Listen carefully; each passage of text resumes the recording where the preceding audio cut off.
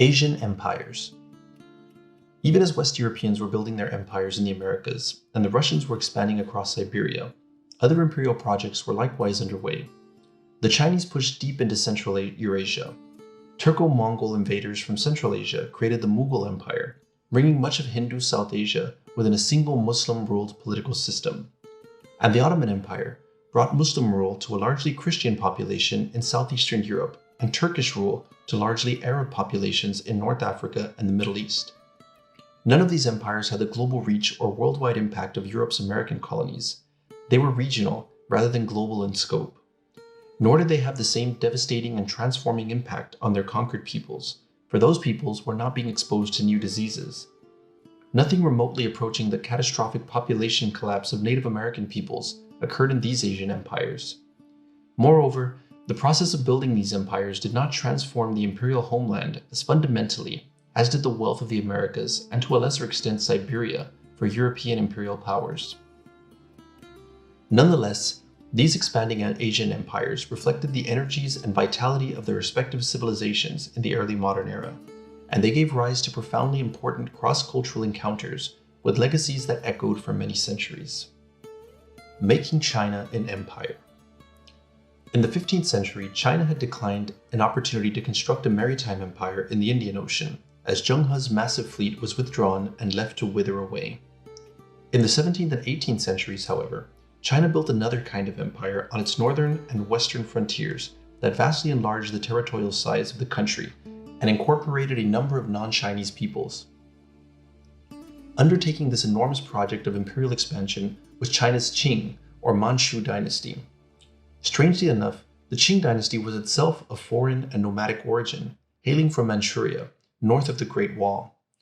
Having conquered China, the Qing rulers sought to maintain their ethnic distinctiveness by forbidding intermarriage between themselves and the Chinese. Nonetheless, the ruling elites also mastered the Chinese language and Confucian teachings and used Chinese bureaucratic techniques to govern the empire.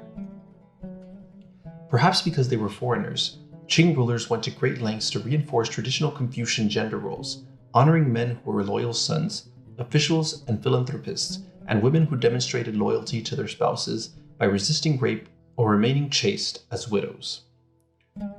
For many centuries, the Chinese had interacted with the nomadic peoples who inhabited the dry and lightly populated regions now known as Mongolia, Xinjiang, and Tibet. Trade, tribute, and warfare ensured that these ecologically and culturally different worlds were well known to each other, quite unlike the New World discoveries of the Europeans. Chinese authority in the area had been intermittent and actively resisted. Then in the early modern era, Qing dynasty China undertook an 80-year military effort that brought these huge regions solidly under Chinese control. It was largely security concerns rather than economic need that motivated this aggressive posture. During the late 17th century, the creation of a substantial state among the Western Mongols, known as the Dzungars, revived Chinese memories of an earlier Mongol conquest. As in so many other cases, Chinese expansion was viewed as a defensive necessity. The eastward movement of the Russian Empire likewise appeared potentially threatening. But this danger was resolved diplomatically rather than militarily in the Treaty of Nerchinsk, which marked the boundary between Russia and China. Although undertaken by the non-Chinese Manchus, the Qing dynasty campaigns against the Mongols marked the evolution of China into a Central Asian empire. The Chinese, however, have seldom thought of themselves as an imperial power. Rather, they spoke of the unification of the peoples of Central Eurasia within a Chinese state.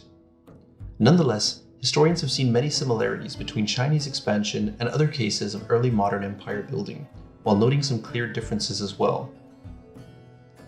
Clearly, the Qing dynasty takeover of Central Eurasia was a conquest, making use of China's more powerful military technology and greater resources. Furthermore, the area was ruled separately from the rest of China through a new office called the Court of Colonial Affairs. Like other colonial powers, the Chinese made active use of local notables, Mongol aristocrats, Muslim officials, Buddhist leaders, as they attempted to govern the region as inexpensively as possible. Sometimes these native officials abused their authority, demanding extra taxes or labor service from local people, and thus earning their hostility. In places, those officials imitated Chinese ways by wearing peacock feathers, decorating their hats with gold buttons, or adopting a Manchu hairstyle, that was much resented by many Chinese who were forced to wear it. More generally, however, Chinese or Qing officials did not seek to assimilate local people into Chinese culture and showed considerable respect for the Mongolian, Tibetan, and Muslim cultures of the region.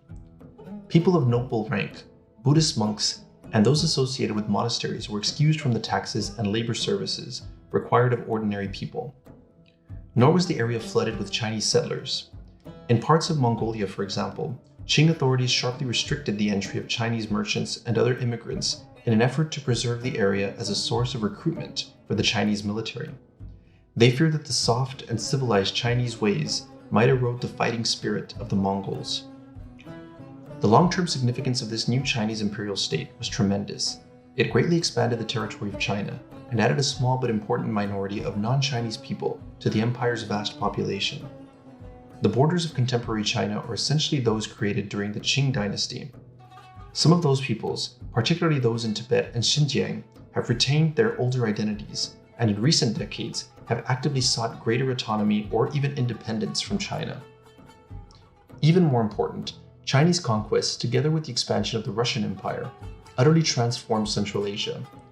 For centuries, that region had been the cosmopolitan crossroads of Eurasia, hosting the Silk Road trading network, welcoming all the major world religions, and generating an enduring encounter between the nomads of the steppes and the farmers of settled agricultural regions. Now under Russian or Chinese rule, it became the backward and impoverished region known to 19th and 20th century observers. Land-based commerce across Eurasia increasingly took a backseat to oceanic trade.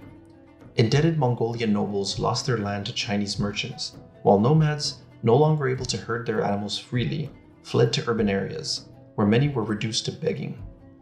The incorporation of Inner Eurasia into the Russian and Chinese empires eliminated permanently as a major actor on the historical stage the nomadic pastoralists, who had been the strongest alternative to settled agricultural society since the second millennium BCE. It was the end of a long era. Muslims and Hindus in the Mughal Empire. If the creation of a Chinese imperial state in the early modern era provoked a final clash of nomadic pastoralists and settled farmers, India's Mughal Empire hosted a different kind of encounter, a further phase in the long interaction of Islamic and Hindu cultures in South Asia. That empire was the product of Central Asian warriors who were Muslims in religion and Turkic in culture, and who claimed descent from Chinggis Khan and Timur. Their brutal conquests in the 16th century provided India with a rare period of relative political unity, as Mughal emperors exercised a fragile control over a diverse and fragmented subcontinent, which had long been divided into a bewildering variety of small states, principalities, tribes, castes, sects, and ethno-linguistic groups. The central division within Mughal India was religious.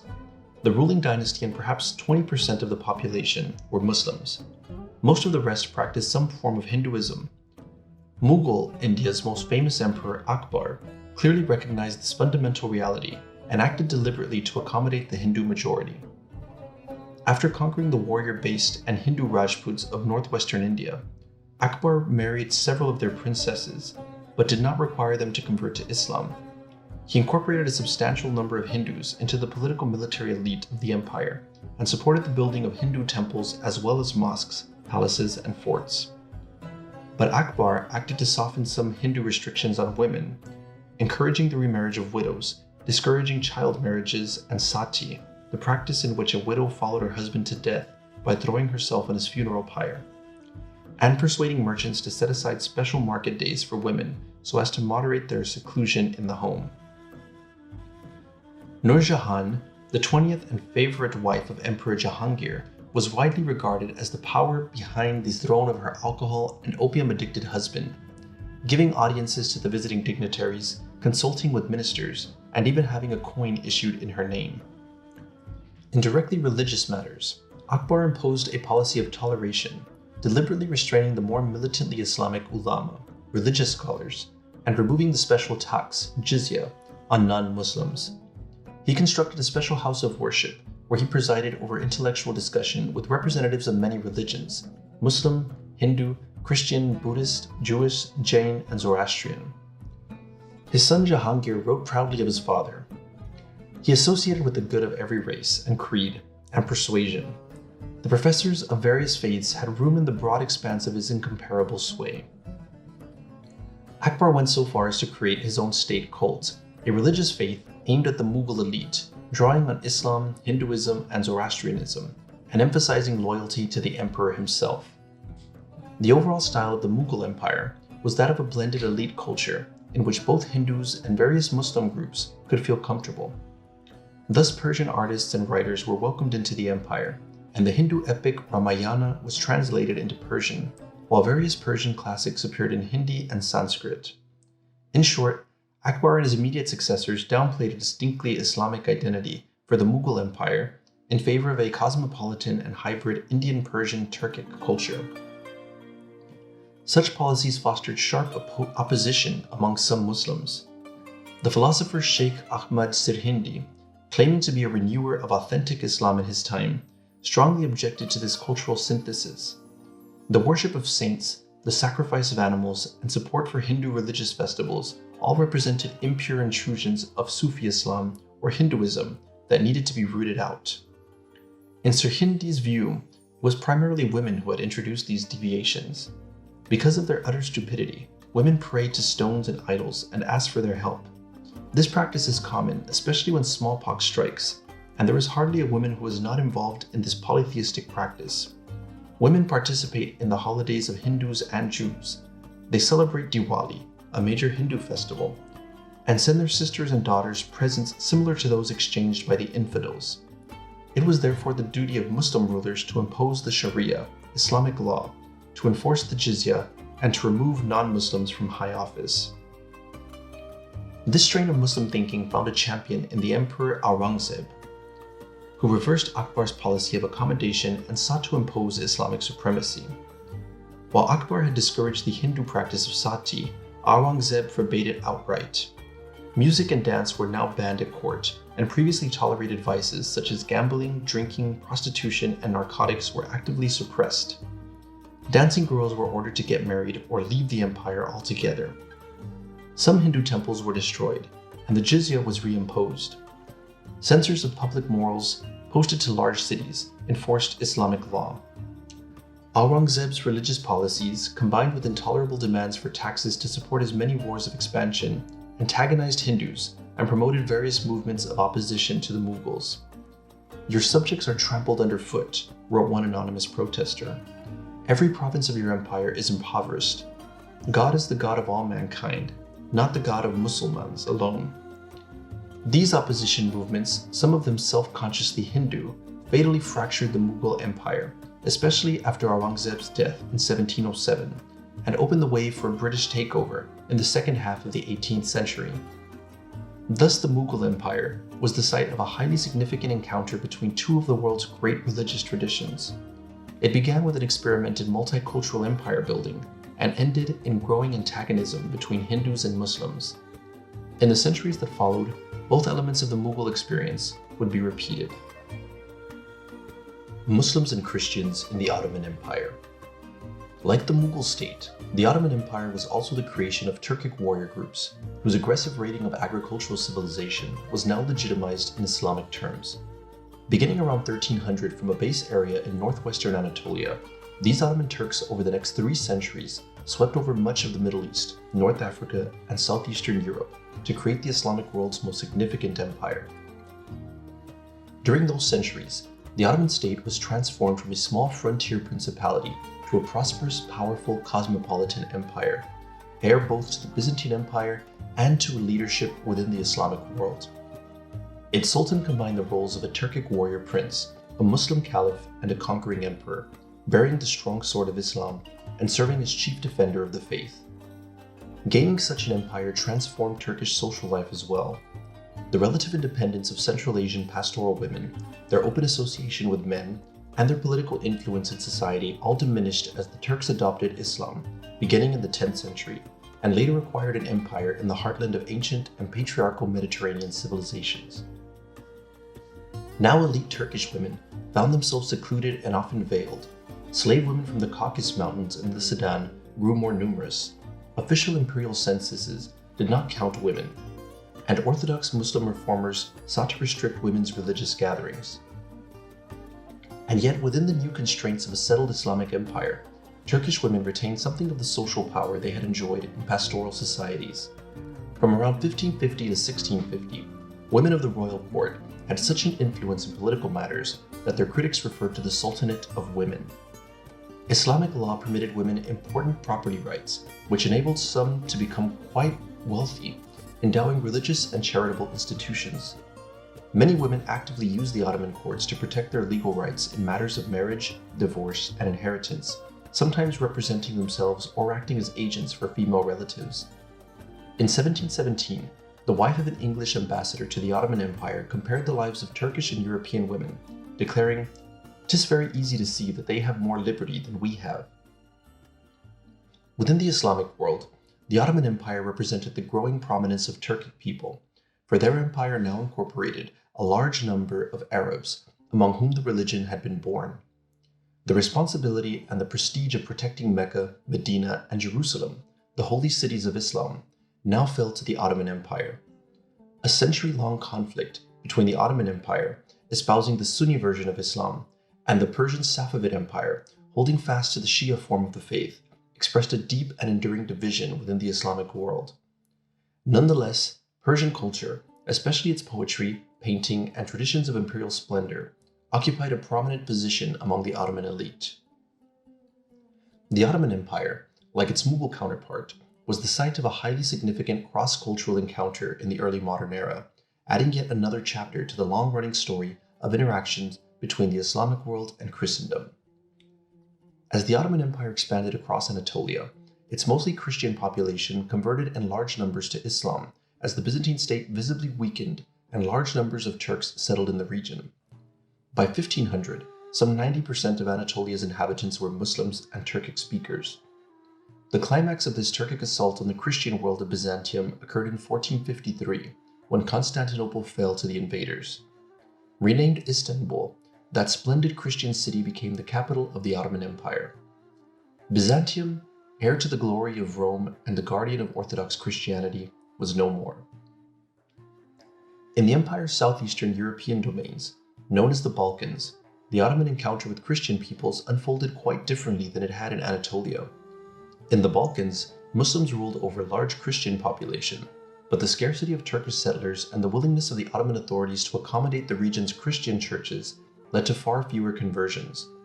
By the early 16th century, only about 19% of the area's people were Muslims, and 81% were Christians. Many of these Christians had welcomed Ottoman conquest because taxes were lighter and oppression less pronounced than under the former Christian rulers. Christian communities such as the Eastern Orthodox and Armenian churches were granted considerable autonomy in regulating their internal, social, religious, educational, and charitable affairs. Nonetheless, many Christian and Jewish women appealed legal cases dealing with marriage and inheritance to Muslim courts, where their property rights were greater. A substantial number of Christian men, Balkan landlords, Greek merchants, government officials, and high-ranking clergy became part of the Ottoman elite, sometimes without converting to Islam. Jewish refugees, fleeing Christian persecution in a Spain recently liberated from Islamic rule, likewise found greater opportunity in the Ottoman Empire, where they became prominent in trade and banking circles. In these ways, Ottoman dealings with the Christian and Jewish populations of their empire broadly resembled Akbar's policies towards the Hindu majority of Mughal India. In another way, however, Turkish rule bore heavily on Christians. Through a process known as the devshirme, the collecting or gathering, Ottoman authorities siphoned off many thousands of young boys from Christian families into the service of the state. Even though Ottoman authorities were relatively tolerant toward Christians within their borders, the empire itself represented an enormous threat to Christendom generally.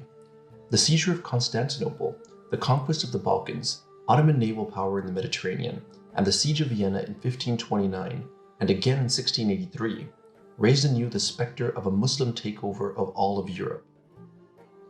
One European ambassador reported fearfully in 1555 from the court of the Turkish ruler Suleiman. He tramples the soil of Hungary with 200,000 horses. He is at the very gates of Austria, threatens the rest of Germany, and brings in his train all the nations that extend from our borders to those of Persia. Indeed, the terror of the Turk inspired fear across much of Europe and placed Christendom on the defensive, even as Europeans were expanding aggressively across the Atlantic and into the Indian Ocean. But the Ottoman encounter with the Christian Europe spawned admiration and cooperation as well as fear and trembling. Italian Renaissance artists portrayed the splendor of the Islamic world. The 16th century French philosopher Jean Bodin praised the religious tolerance of the Ottoman Sultan in contrast to Christian intolerance. The king of the Turks who rules over a great part of Europe safeguards the rights of religion as well as any prince in the world. Yet he constrains no one, but on the contrary, permits everyone to live as his conscience dictates. The French government on occasion found it useful to ally with the Ottoman Empire against their common enemy of Habsburg Austria, while European merchants willingly violated a papal ban on selling firearms to the Turks. Cultural encounter involved more than conflict.